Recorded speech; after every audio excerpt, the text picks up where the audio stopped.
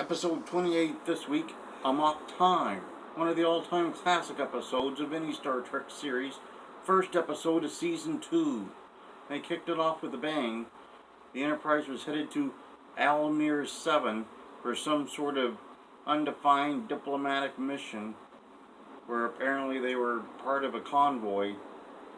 Dr. McCoy told Captain Kirk, hey, something's wrong with Spock. Kirk laughed him off, didn't believe it. Thought he was a fool. And then you see Nurse Chapel take some soup to Mr. Spock. He throws Nurse Chapel out in the hall, throws the soup at her, and starts screaming. So Kirk is like, well, maybe he is not himself. Spock demanded leave. And then he told Kirk, all I need from you is a yes or no. That's it. Put Kirk in his place, he thought. Kirk told him no. He's like, we're going to Almir 7. You can take your leave there. And Spock's like, no, I want to go to Vulcan. He's like, no. He's like, okay. But I need to go. And he's like, fine, I'll give you a checkup instead. And he made McCoy give him a physical. McCoy told Kirk he was dying of something he couldn't pinpoint. Spock wouldn't tell him.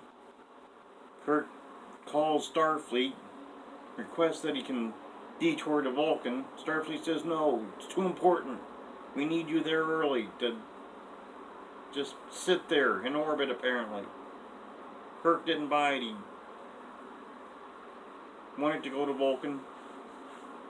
Asked how long it would take off the trip to go to Vulcan long enough to beam Mr. Scott down.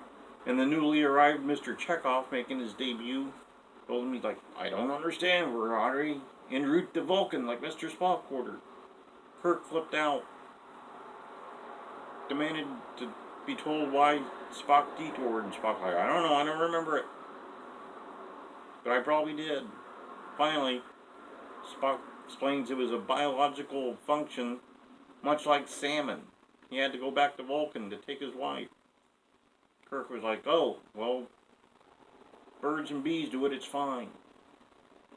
And he diverged to Vulcan against Starfleet orders. They get to Vulcan, and Spock's fiancée shows up, T-Prel.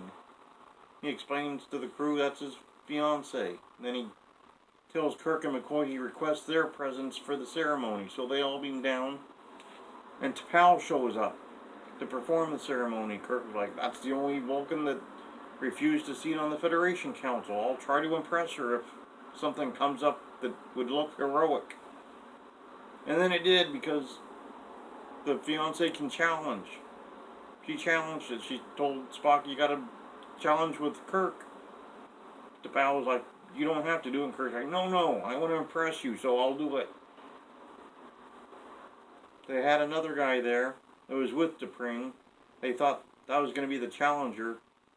McCoy's like, yeah, Spock probably couldn't take him in his state, but you can't take Spock because of the atmosphere. Kirk was like, oh, I'll just quit halfway through if need be. They start the fight, and then he finds out it's a fight to the death. They got to fight to the death. But they keep stopping for little things. The rules were a little weird. Finally, McCoy stops the proceedings, even though they threatened to kill McCoy if he didn't stop interfering.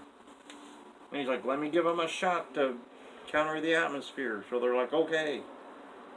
Gives Kirk a shot. Several minutes later, Spock's choked Kirk to death. And McCoy's like, well, I guess you're in charge now. Spock's like, well, go up to the ship and then tell Mr. Scott he's in charge. And then I'll come up and I'll surrender myself to the authorities, apparently. Then when he asked his fiancée why she did that, she's like, well, I want this guy, but I also want your land. If you killed your captain, you wouldn't want me. If you did, be the same situation, I win in any event. I'll either get your land or I'll get the guy. Spock was like, that's flawlessly logical, but I don't want you anymore. So she's like, see, I won. And Spock's like, well, you can have the broad. And the guy's like, thanks. It was highly illogical, but it's what happened. Then Spock goes back up to the ship to surrender himself. Out walks Captain Kirk, perfectly fine. McCoy slipped him a Mickey, he said. And they laughed. No one bothered to explain how they explained to the Vulcan High Priestess, to Pal, how Kirk was still alive. He was supposed to have been dead. They made a mockery of ancient Vulcan religious ceremonies, apparently. Made a mockery of it. Ha ha, look what we did, we fooled you, they said. So apparently, they were alright with that in Vulcan. Made no sense, but, the ending was a little off. But that's what happened.